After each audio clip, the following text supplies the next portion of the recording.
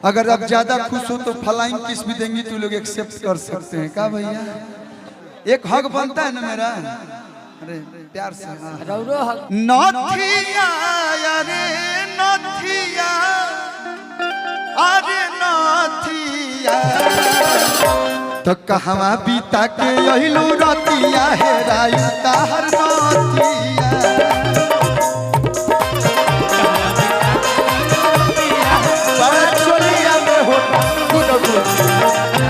कि मारो मरदा के गोली एहू साल एगो गाना गौले बनी बड़ी प्यार मिलता। नीलम जी के बुलाई, अरे भैया बुलाएंगे कि देवरू के डाल हो रंगावा।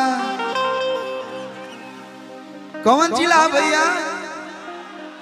हई सिवान के देवरन के डाल हो रंगावा तो उठेला लहरिया पोरे पो देवरू के डाल हो रंगावा। देखिए नीलम जी के वालों एक बार जोरदार ताली बजा के आप लोग स्वागत करें लोग। हेतना कमजोर ताली कौन दिया? नाम नहीं बताए हम, क्या बोले वो दिए। चलो थैंक यू, बहुत बहुत धन्यवाद भैया। नीलम जी खातिर आई के सिवाने में मिलम और लोग के बीच में आ गई बड़ी मिसेस नीलम। तो जोरदार ताली चारों तरफ से बाजे के चाहिए।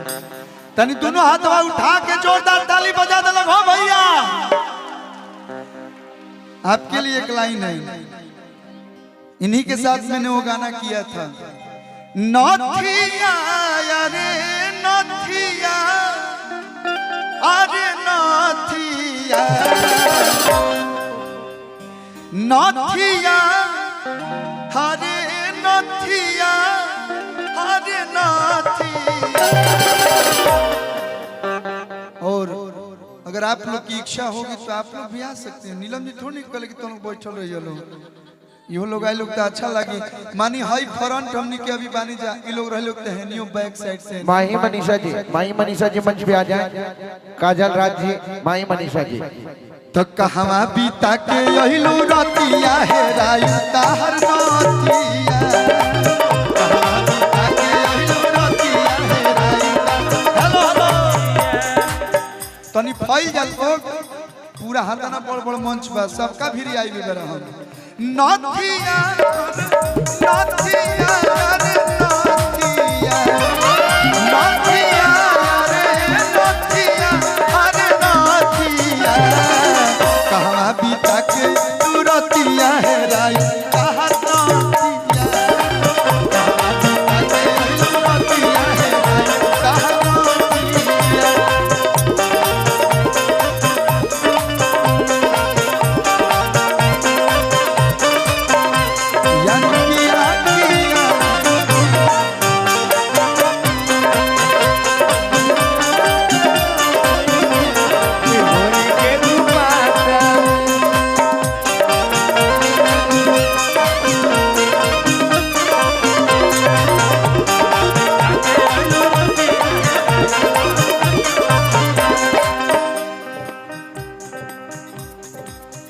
नथिया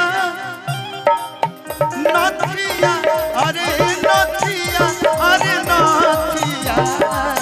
भैया इतना बढ़िया लोग डांस करता लोग, तो ये लोग के देख के हमरो तनी मनी शरीर में एनर्जी आ।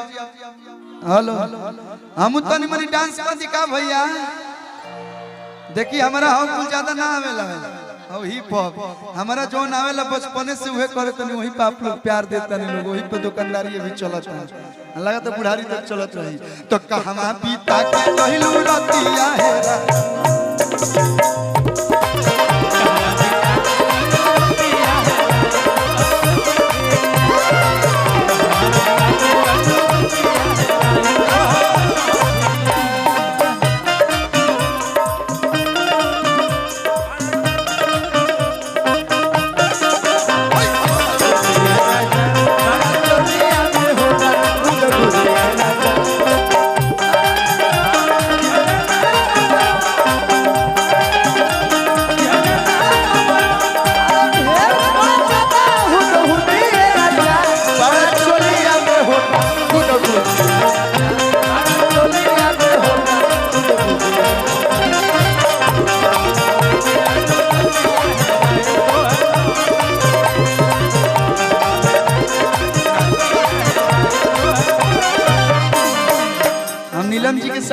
बहुत सारा गाना किए, लेकिन पहली बार हम मंच शेयर कर रहे हैं। और अब शिवान पहली बार आई है, इसके पहले आ चुकी हैं पहली बार। इधर देख लीजिए एक बार, इधर हमारे सब भाई लोग हैं, तो हाथ हिला दीजिए। अगर आप ज्यादा खुश हो तो फ्लाइंग किस भी देंगी तो लोग एक्सेप्ट कर सकते हैं का भैया। वैसे भी आजकल कौन 2 वीक चल रहा है वैलेंटाइन डे। हेलो हमनी और वैलेंटाइन डे ना होला, नहीं तो लेके घूमब तो आज कौन डे हो? हक दे किस डे है आज? कौन डे? हाँ हक डे। अरे हक डे भैया, एक हक बनता है ना मेरा। अरे प्यार से हक दे। वैलेंटाइन डे में वो गाना बड़ी बढ़िया हमारे याद करते इनकरा खातिर। गोरे को हेलो हेलो बैटरी अगर खत्म हो गई तहार वैलेंटाइन डे के दे